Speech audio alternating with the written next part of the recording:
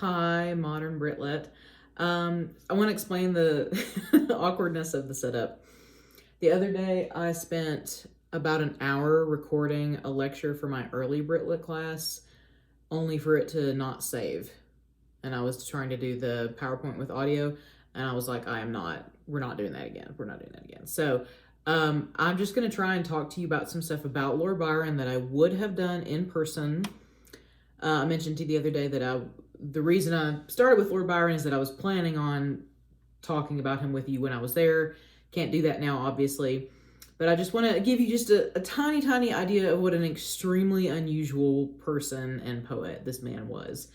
Love him or hate him, he was an original. When I used to teach a book called Catcher in the Rye, which probably none of you have read because schools kind of shy away from teaching it now, I talked about there was a sociological phenomenon that a guy named David Reisman came up with in the 50s called the inner-directed individual versus the other-directed individual. And the other-directed individual is just somebody who primarily acts and does things with the goal of other people's perceptions in mind. And that's not necessarily a bad thing. I mean, if you're like considerate, or if you're just wanting to do your job so that you can get paid, or just trying to kind of fit in, it means you primarily kind of go about your day thinking, well, how is this going to be perceived? Whereas an inner-directed person, if they're completely inner-directed, just does what they want to do all the time without any consideration of other people or what other people are going to think or say. Ideally, a healthy person is a combination of both of those, and a healthy society has to have a combination of both of those. And the reason that David Reisman wrote about that in the 50s is that he was concerned that everything was getting so conformity driven and keeping up with the Joneses and all that. He felt like we were losing inner-directed individuals, and that there weren't enough people who were original thinkers, who were unique, who Thoreau would have said heard a different drummer. I'm only telling you that to let you know that Lord Byron is probably the single most inner-directed person that I've ever read about in my life. So he did what he wanted to do. Forget everybody else, both for good and ill. This is a picture of him, a portrait from one of his adventures, I think in Albanian uniform. It says here that with Lord Byron, English Romanticism became an international style. He made it trendy, he made it cool, and that he's the ideal of the romantic writer. Sorry, my dog's doing stuff. My biggest comparison is, I would say Byron was a rock star. He was the first, I'm going to go ahead and say this. He was the first poet in the Western world who was a rock star in the way that we think of it today. He was a Mick Jagger. He was an Elvis. He was the Beatles. He was on that level. And out of all the romantic poets, he was the only one to inspire that level of absolute hysteria in people. Again, both outrage and fascination. So, this website, by the way, that I'm using is for the Keats Shelley House, which is a museum in Italy that is about several of the romantic poets. And we'll talk about his family. So, you probably noticed that Byron is the only poet that has the word Lord in front of his name. So he was an actual Lord, although his parents, the actual parents, didn't have like a huge impact on his life. I would not say that I don't think he really saw his dad hardly at all. I don't think his dad was really in his life. And his mom was a Scotswoman who was kind of like overweight and overbearing. Not that there's anything wrong with being overweight, obviously, that would be pot kettle black, but he just didn't have like a great relationship with her either. So you can like read into how that affected the rest of his life. I don't know if he was maybe looking for a mother figure with some of the things that happened later, but basically he was pretty much raised by like servants and nurses. But he had this like big old house, and he was very, very wealthy, but kind of short on love. So one thing that happened to him was he had a deformity called a clubfoot, and his foot was kind of like turned inward when he was born. So in order to fix it, he grew up in this long manor house with these big corridors, and he would have to wear this brace, and it was excruciatingly painful. And he would just, as a kid, walk up and down the hallways of that manor over and over again, however long it took to cure that clubfoot and to, for all intents and purposes, to fix it. He basically fixed it through physical therapy that was really, really painful. But in his mind, he never got better. Like in his deep in his subconscious, he was always very aware of the clubfoot. And I think this is spot on. We're going to talk a lot about Mary Shelley because we're going to read Frankenstein. She's been really popular on TikTok lately. I don't know what it is. There's been a lot of Mary Shelley TikTok, so you may have seen her. But she said, "No action of Lord Byron's life, scarce a line he has written, but was influenced by his personal defect." She basically posited that this kind of bombastic, exciting, massive personality that he cultivated was kind of overcompensating for his disability. And that's just how he handled it. And this is his dad, by the way. This is not Byron.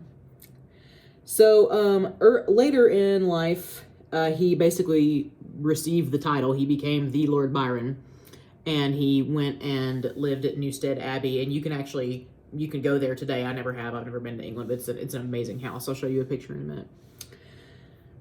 So he was educated at Cambridge, which is kind of a theme. A lot of the kind of big poets of the day were at Cambridge, either that or at Oxford. Those are kind of the big two. And it was kind of customary at that time to travel throughout Europe. We look at it as a luxury. Like if you were of a certain status back then, it was like something you needed to do. It was kind of a rite of passage.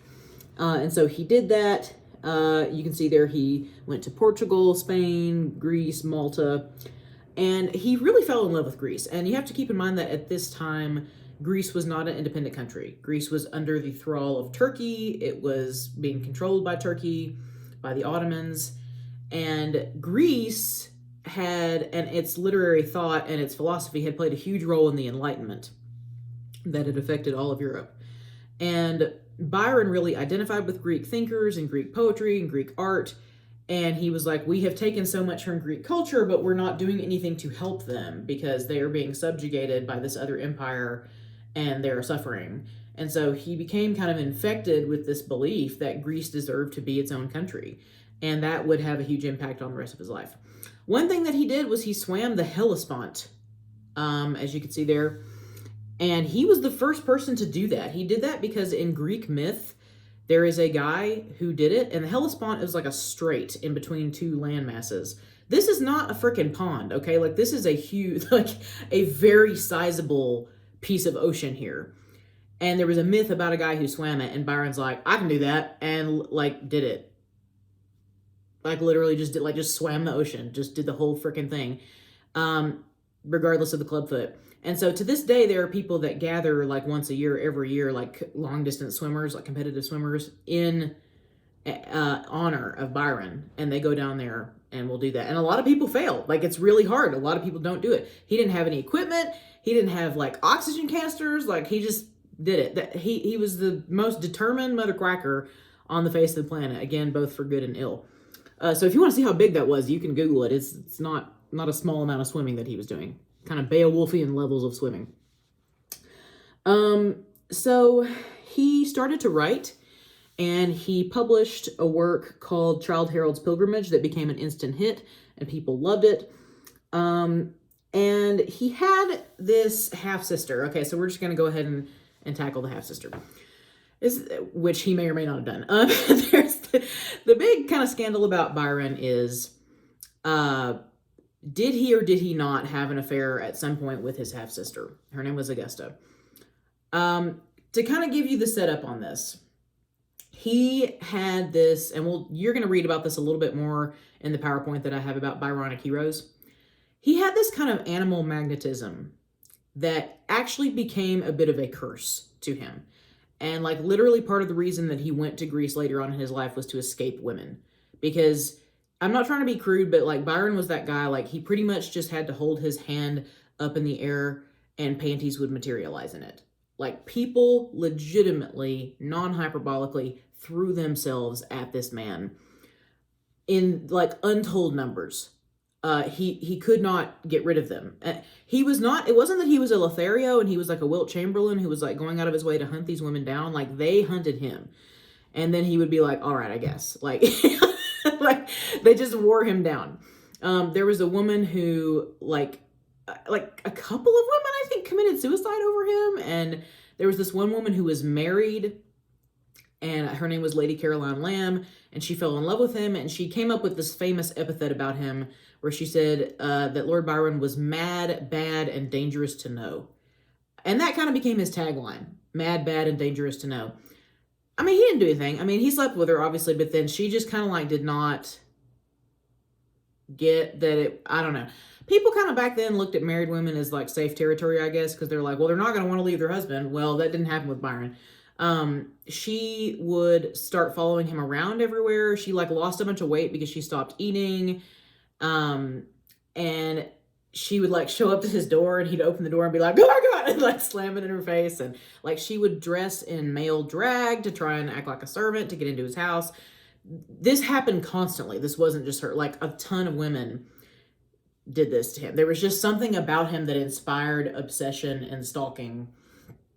And so he had a bunch of affairs, and a lot of them like didn't end very well, but he was just kind of in this weird period of his life. And do you ever like know anybody, I'm not saying that you would ever do this, but do you ever know anybody who gets real lonely and depressed, and they get drunk, and then they spam text a bunch of women? Just like throwing out a net to see if anything comes back. Like, so he gets like, you know, he's partying and hanging out with all these women and running away from most of them. And so he spam texts like a bunch of women, except their letters that he writes by hand. And there's this woman named Annabella Milbank who he like really kind of fell for. He met her at a party, and in some ways they were really like oppositional. Like she was a lot more logical and science minded and like very religious. And he was the opposite of that, but he liked her a lot, and he kind of wished that he was more like her in some ways. And he didn't think that she liked him at all. And so he was like, hey, do you want to get married? Kind of like drunkenly in desperation. And she literally is like, yes, I've been in love with you this whole time. At which point he panicked and didn't feel like he could get out of it because he had drunkenly proposed marriage, and then just was too prideful to say, no, I was lying. So he marries her. And they have a child, and the child's going to be important later on, named Ada. And obviously he's not the marrying kind. So like the marriage goes way downhill. He's a terrible husband. Like there's rumors that like the whole time she was giving birth, he was sitting downstairs with a bottle cap, throwing it at the ceiling to see if he could get it to stick. Like he was so completely checked out of it. He kept procreating by accident, but he was not a father. He was not meant to be a father. So in the meantime, he has this sister named Augusta who is his ride or die. She's his half-sister. Like, that's his go-to. Like, that's the only person he trusts in the world. For the record, Wordsworth had the exact same relationship with his half-sister. No, his sister Dorothy. Nobody questions Wordsworth about it. Nobody says, oh, you must have been having sex with your sister because, you know, whatever. People leave him alone because he wasn't good looking, I guess. I don't know. But what it comes down to is about half of people, some scholars think that he did have some kind of affair with his half-sister because he was just crazy and had no boundaries. The other half of the people think no, that Annabella, when their marriage broke apart, you know, and I mean, we've all been there, was kind of mad and jealous and upset, and in the course of an ugly divorce, spread some rumors about him to kind of get back at him. This did happen. She actually, Annabella, this is some hot tea that connects to American literature. She gave an interview to Harriet Beecher Stowe, who wrote Uncle Tom's Cabin, which is like one of the most influential books in America ever, with The Atlantic, and basically kind of like trash talked him in the most like polite, passive-aggressive possible way, to where if you called her on it, she'd been like, no. But like Harriet Beecher Stowe basically intimated like, oh, well, she had to divorce him because he had done something so terrible that blah, blah, blah, blah, blah. But it backfired on Harriet Beecher Stowe because people loved Lord Byron so much that they were like, nobody talks about Byron that way in my presence. Screw you. I don't want to read that. I don't want that in my newspapers. So it was either a rumor that was born out of bitterness after a divorce, or he really did do it. It's up to you. Everybody has to kind of make their own conclusions on it. Personally, I do not think he did. And I think that actually the only reason that he trusted his sister to the extent that he did is because she was the one woman in his life that didn't want sex from him. And I think that made it a safe space for him. And I think that's why their relationship was so special. And if you go back and look at their letters, yeah, he's like, oh, I love you. You're my precious bean. But like, keep in mind, Europeans in general are a lot more affectionate than us. I mean, they still kiss each other on both cheeks. So I don't know. It's up to you. That's my 2 cents. I don't think he did it. But the thing that does impact Manfred, which is what you're going to read, is that number one, there was an enormous scandal because of it. Like this people who wrote this seem to think that the child of his sister was actually his child. I don't know. But there was a huge scandal as a result of the divorce. And he basically got kicked out of England and was never allowed to go back because of the way that things had ended with his wife. So he felt like an exile. He was an exile. And he felt like an extreme, terrible sense of guilt.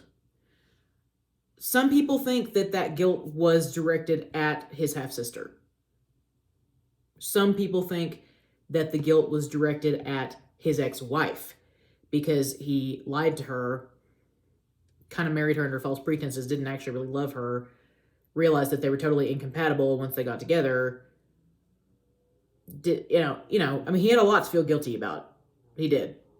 Various people had killed themselves due to falling in love with him. That sense of guilt and having like a terrible crime that you can't expiate or get rid of, that pervades the plot of Manfred.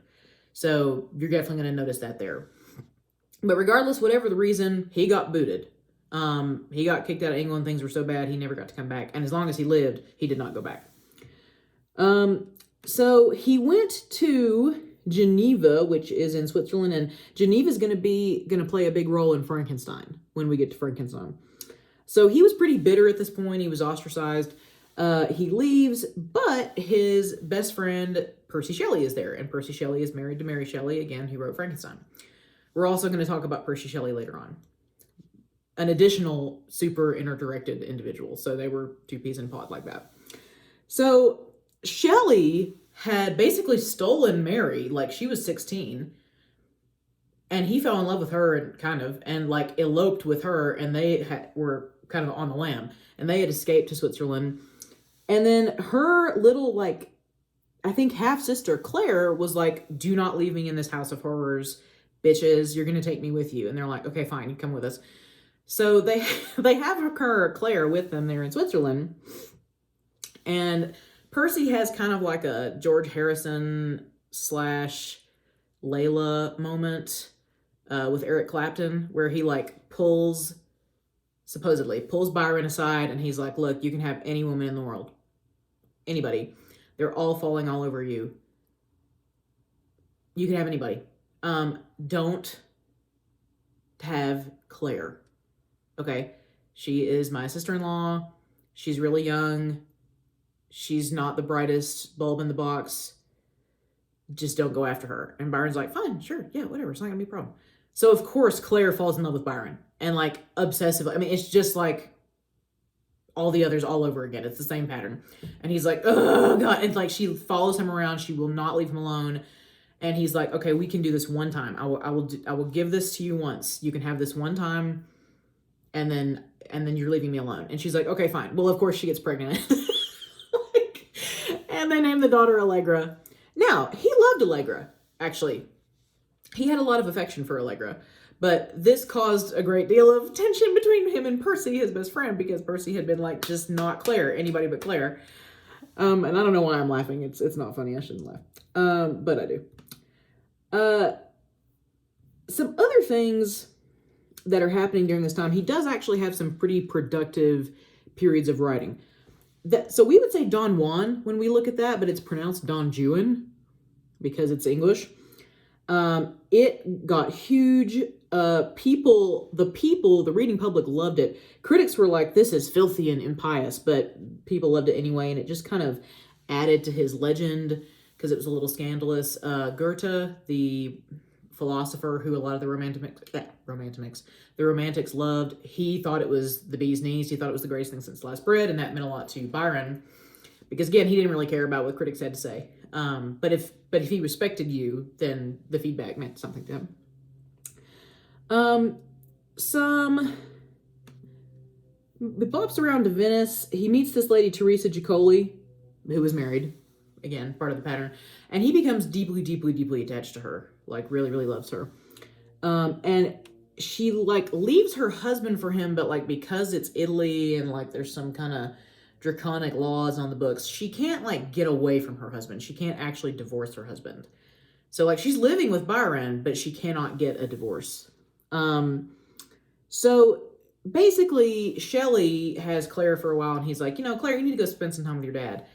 And Byron has this, like, bright idea because he knows that he's a reprobate and a degenerate, and he loves Claire. Like, he spends time with her, he enjoys her, but he's like, she needs to go be with some people who have some moral fiber and some character, which I have none because I am a complete piece of detritus. So he was like, I'm going to send her to a convent with some nuns so that she can get some religion and get some good instruction. Well, he sends her to the convent and she catches a fever and dies. Which like, only further serves to drive apart and cause problems between Shelley and Byron. And then Shelley actually dies later that year in a boating accident, which we're going to cover more later when we get to Shelley. So kind of a more of a sense of being ostracized, and for Byron, losing people who were important to him. Teresa, her family came and like took her away, so he lost her. And so he's kind of at wit's end, and he's like, what do I do with my life now? So he's like, F it, I'm going to Greece. So he does. And at this point, he felt like, he'd gotten to an age where, I think he was almost 30 at this point. He was like, I've messed around too long. I've been whoring around, riding and drinking and partying. And I don't think he did drugs like Coleridge did, but I'm womaned out. He was bisexual. You may call it, I don't know if in today's parlance he would be pan. I really don't know because he was not given that option. We don't know a whole lot about his bisexual relationships because when he died, the friends that he had left kind of panicked and didn't want him to be disgraced. And so they took his journals, wherein he had written about them quite honestly and in quite a lot of detail, and like fed them into the fire because they were like, they thought they were doing him a favor, and they were. They didn't want it to like ruin his legacy. But he definitely 100% was bi. I'm not going to go over it here, but there is a poem called Love and Death that was, they think, the last poem he ever wrote as he was dying. And his last major relationship was with a guy. And it was actually really heartbreaking. I think his name was Constantine, because for the first time in Byron's life, he loved somebody and was pursuing somebody, but the guy didn't love him back. Like, the guy was upfront that it was just kind of a sugar daddy relationship to him, and he didn't really like have feelings for Byron. And it kind of like, I guess Byron deserved it to kind of been like a little bit of rejection there at the end. But it's a really sad, sweet poem if you ever want to read it. And it's kind of set in the context of the turmoil of the war in Greece. So he goes down to Greece with like 0 military experience, but lots of money. And he's like, I'm here to help the resistance. And they're like, great. And they give him a command in the army. And lo and behold, it turns out that Byron's actually really good at it. Like, he gets a squadron, he's whipping them into shape. He kind of takes to the military discipline. They start winning, they start turning things around. And the fact that Byron, who is this celebrity, goes down and brings exposure to this issue, people from around the world start paying attention. And other people are like, well, wow, I think Greece probably look at what Byron's doing. That's a really good thing. People start to think they do deserve to be independent. And so a lot of people think that he and his presence kind of started to turn the tide for Greek independence. That's not to take away from the Greek fighters and what they were doing, but it was a major piece of exposure that they otherwise would not have gotten. And he was helping them financially, and he was helping them, physically. And he kind of just, this is what kills me. Like, he just then started to become the full potential of what I really think he could have been.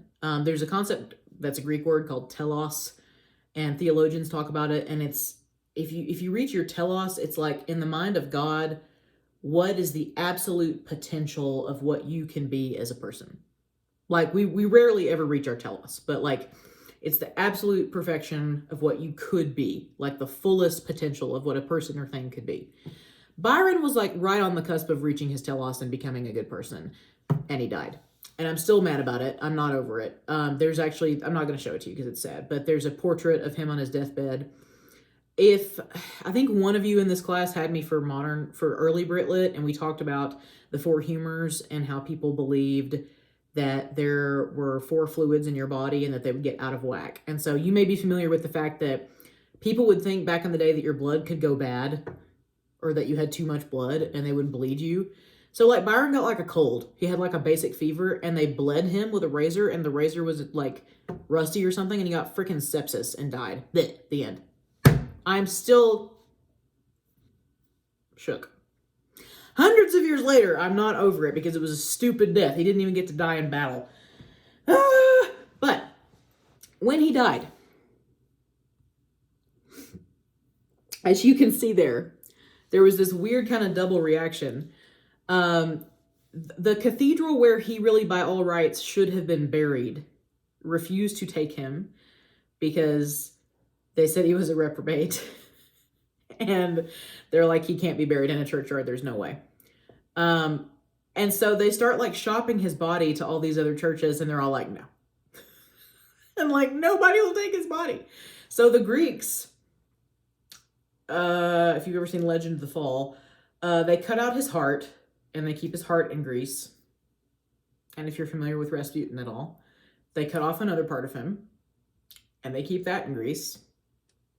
I would not recommend looking any further into that. But then they take his body and they ship it back to England and nobody will take this man. No church will take him. And they end up basically like, I think they just dump him in his yard. Which is not a big deal now. It's kind of nice, the idea of being buried in your yard. But like back then, that was kind of an insult. Like no churchyard would take him. He was unsanctified forever.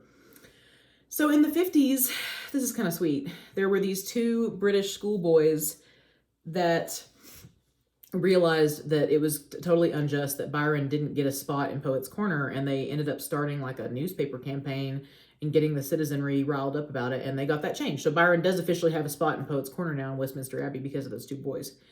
But when his body did get when his body got shipped back, people lost their minds. I don't know if any of you remember when Michael Jackson died. I have extremely complex feelings about that individual at this point, but I will never forget where I was when I heard that he died. That's kind of my like JFK moment. Like, where were you? And I will never forget the hysteria that happened when he passed away. People lost it. Same thing with Byron. Women by the thousands came out into the street to like meet the coffin as it processed, and they were like renting their clothes and doing sackcloth and ashes, and like it really surprised people the amount of grief, because, you know, and if Byron had been able to see it, it probably would have made him smile because he thought that he was kind of anathema there. So some other things about him that are just kind of cool Byron facts. He had an enormous love for animals, and he was that kind of person, which I identify with this, who loved animals more than people. And so he made his home at Newstead Abbey kind of a sanctuary for all types of animals, like not like a Joe Exotic. He wasn't abusing them. He took very good care of them. But he had peacocks, he had wildcats, he had like monkeys, like like everything, because he had the money. And so he just kind of made his home this like animal sanctuary, and he loved animals. But his favorite animal was this puppy, and his name, this is just to show you what the puppies would have looked like. And he was a Newfoundland dog that he actually got shipped to him from Newfoundland, Canada. And if you're familiar with Newfoundlands, they're real big and black and fuzzy, and they slobber a lot, which is why I don't have one. But his name was Boatswain. And Boatswain was his best friend in the entire world. And that was another sad thing that happened to him, was when Boatswain passed away. This is what Boatswain would have looked like as an adult. Big boy. It's a big boy, yeah. Tundra, do you want to be on the video and see Boatswain? Okay, no, he's sleeping. And then when Boatswain died, he made this massive, look at this, tomb for him at his house. So if you go to Newstead Abbey today, that is the tomb of his dog, Boatswain. That's his house. Swag. And he wrote a poem for Boatswain, and I'm not going to read the whole thing, but he wrote a poem for him for his epitaph. And on the top it said, "Near this spot are deposited the remains of one who possessed beauty without vanity, strength without insolence, courage without ferocity, and all the virtues of man without his vices. This praise, which would be unmeaning flattery if inscribed over human ashes, is but a tribute to the memory of Boatswain, a dog. And then at the bottom, he says, Ye who perchance behold this simple urn, pass on, it honors none you wish to mourn. To mark a friend's remain, these stones arise. I never knew but one, and here he lies. So anyway, Boatswain was like his bro, and he was really hype about going to college at Cambridge, and he was going to take Boatswain, and he was like packing all the stuff, and he was like, okay, bro, you ready? The parties are going to be sick. We're going to have such a good time. And Boatswain's like, and so he gets to Cambridge with Boatswain, the dog, and the dean is like, excuse me, sir, you cannot have a dog here. And he's like, yes, I can. I'm Lord Bloody Byron. I'm going to do whatever I want, dude. Did you not see the Lord in front of my name? I pay you enough money. Shut up, lackey. And he's like, actually, it's in the contract here. It states directly that you cannot have a dog in the dorms. And sure enough, it did. The contract that he'd signed, it said, no dogs in the dorm rooms. And so Byron goes, okay. And he goes home. He takes Boatswain home. And he comes back. You don't think I'm making this up. And he comes back with a baby bear. And they're like, excuse me, sir, you can't have a baby bear in the dorm. And he's like, oh, funny you should mention that. I have perused the contract with my legal counsel, and there is nothing in this contract that states that I am not allowed to have a bear in these dorms. So I will be having a bear with me at Cambridge. And he had a bear. He trained a bear. And that was his pet with him while he was at college. And then the pet, when he was done, went back and lived at the house and lived a happy little bear life. But that, I just love that story because it shows his kind of, temperament of don't test me because I'll come back with more firepower than you could possibly anticipate. This is a picture of him that I just like. This is from the National Portrait Gallery. It's probably the most accurate version of him. One thing that's kind of funny, he had this like curly black hair. People said that it was not naturally curly and that he was a little bit vain about it, and that he would, when he went to sleep, he would get pieces of paper and kind of curl the hair around it. So he had all these lovers that would ask for locks of his hair, and he was really vain about the hair because hair doesn't grow that fast. And so they did DNA analysis on all the locks of hair that all these women had kept from him throughout the years, and they found out that it was Boatswain's hair. Because the dog had black hair too, and so he would just be like, come here, Boatswain. He would just like cut a piece of his hair off because he didn't want to cut his own. I love that. So I want to talk, before we finish up, with just about a couple of poems of his that show you a little bit about his kind of personality and where he was at.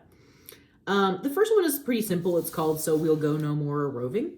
And I have posted this to Edmodo. You should be able to pull it up. Both of these are pretty short. And it's just kind of a little ballad. This has been put to music before. I'm showing you both of these poems because they usually get misinterpreted. And I'm not one of those people that believes that poems for the most part have like a concrete meaning or that there can be a wrong answer. As long as you back it up, I'm fine. But these two poems did have very kind of specific geneses in his life as to why he chose to write them. So this poem on the surface just kind of seems like a breakup poem. And God knows that he had ample opportunity to write breakup poems throughout his life. So this is it. So we'll go no more a-roving. So we'll go no more a-roving so late into the night, though the heart be still as loving and the moon be still as bright. For the sword outwears its sheath and the soul wears out the breast, and the heart must pause to breathe and love itself have rest. Though the night was made for loving and the day returns too soon, yet we'll go no more a-roving by the light of the moon. Whenever I teach this poem and we do it in class, people are always like, this is just his nice way of saying goodbye to somebody. It's just the end of a relationship, blah, blah, blah. It's actually more about himself and the point of life that he is at. Again, I told you that like when he was approaching 30, he just was sick of that party boy lifestyle, that playboy gig, and he wanted to actually do something with his life. There's a lot of videos even now about the difference between your 20s and your 30s, or the difference between your teens and your 20s even. And you just get tired. And you might be listening to this lecture thinking, I'm never going to get tired. I'm going to party forever. And good for you if you're one of those people. But most of us, you just don't have the energy from one decade to the next. You just don't feel like doing that anymore. Um, Guys, I've known guys that have slept on like the floor, underneath desks, like on benches. And now, like, if their like mattress isn't like exactly right, their entire evening is ruined and they can't sleep. We just become more exhaustible, more in need of comfort, and more about looking for permanence and less able to party all the time. Specifically, he's saying, I'm sexed out. I gotta take a pussy break. I can't do this anymore. Like, I'm drowning in females here. The sword outwears its sheath. That's a direct reference to his own anatomy. He's like, I'm just tired. These hoes, these women they're wearing me down. I can't. I gotta have a break. And men too. Whatever he was messing with at the time. So this is just a short poem that kind of expresses how he is reaching, and it's actually really good. He's reaching a point of transition in his life. He's like, it's time to take a break from the partying. I want to do something more substantive. And he did. And that's when he joined up and decided to go fight for Greece, which was tragically cut short. And then this is probably, out of all of his short poems, this is his most famous. This next one is called She Walks in Beauty. Anytime to this day that I mention Lord Byron, my dad will start reciting this poem from memory. That used to be a big deal in education, to have students recite poems from memory. And this was one of them. And on the surface, again, this kind of at first just seems like a love poem. And it's got a really interesting backstory to it. So I'll read it to you and you can read along and then we'll talk about it. She walks in beauty like the night of cloudless climes and starry skies, and all that's best of dark and bright meet in her aspect and her eyes. Thus mellowed to that tender light which heaven to gaudy day denies. One shade the more, one ray the less, had half impaired the nameless grace which waves in every raven tress or softly lightens o'er her face, where thoughts serenely sweet express how pure, how dear their dwelling place. And on that cheek, and o'er that brow, so soft, so calm, yet eloquent, the smiles that win, the tints that glow, but tell of days in goodness spent, a mind at peace with all below, a heart whose love is innocent. So Lord Byron went to a party once and he saw a cousin of his walk in at the party. And she was wearing all black. That was kind of a glittery all black dress. So when he says she walks in beauty like the night, it literally just means she's robed in black. She's in darkness. Because she was in her official mourning period. Remember, you used to have to mourn for a whole month. And wear black every day for a whole month because her husband had passed. And when he talked to her and spoke to her, he was so struck by how strong she was and how at peace she was. Like, she was very obviously sad, but she was holding it together. He was so amazed by this family member's grace in that moment that he immediately went home that night and wrote this whole poem, like, full stop.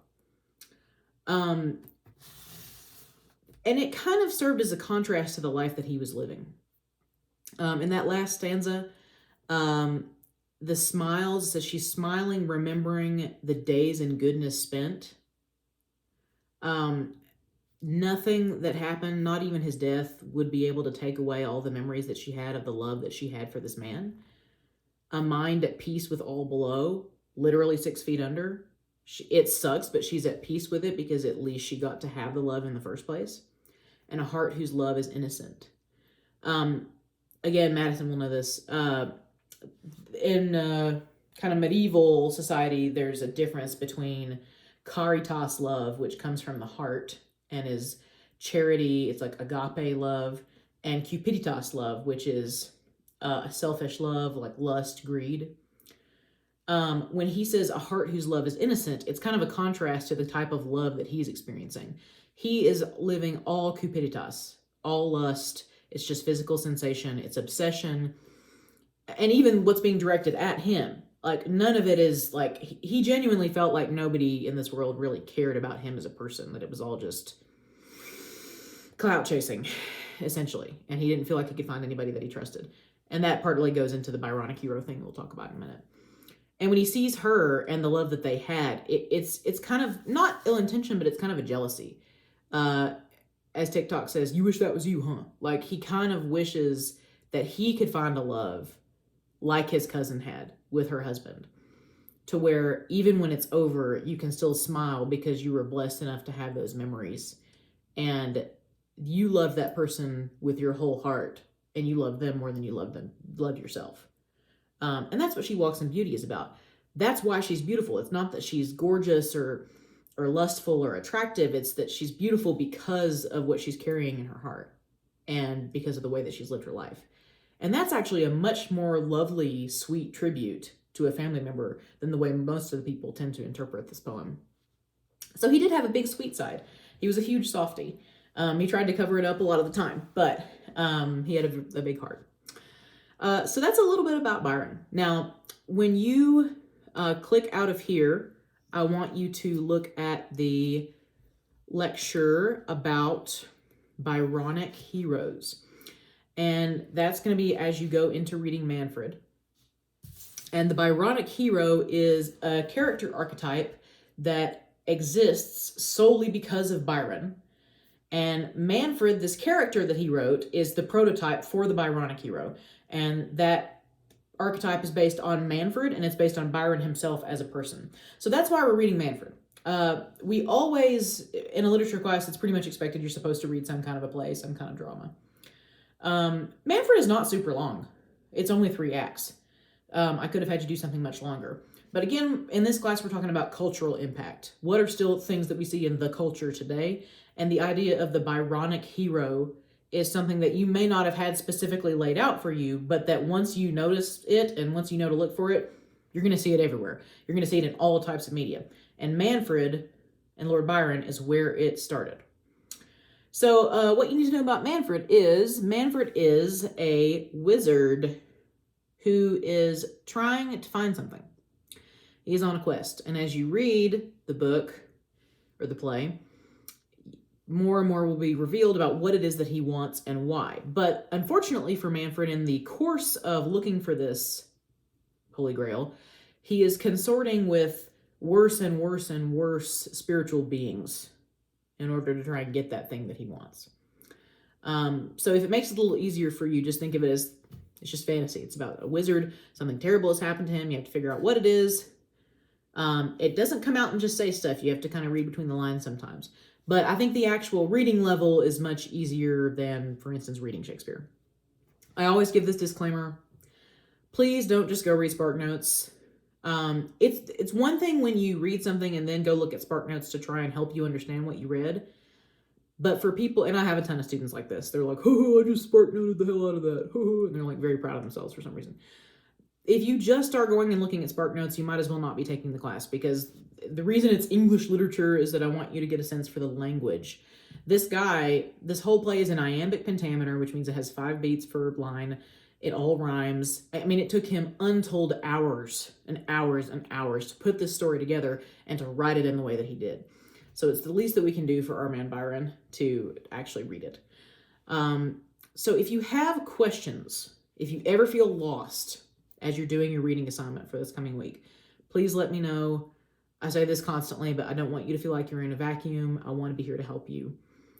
And that's pretty much it right now. So look at your assignment schedule for your reading from Manfred for next week.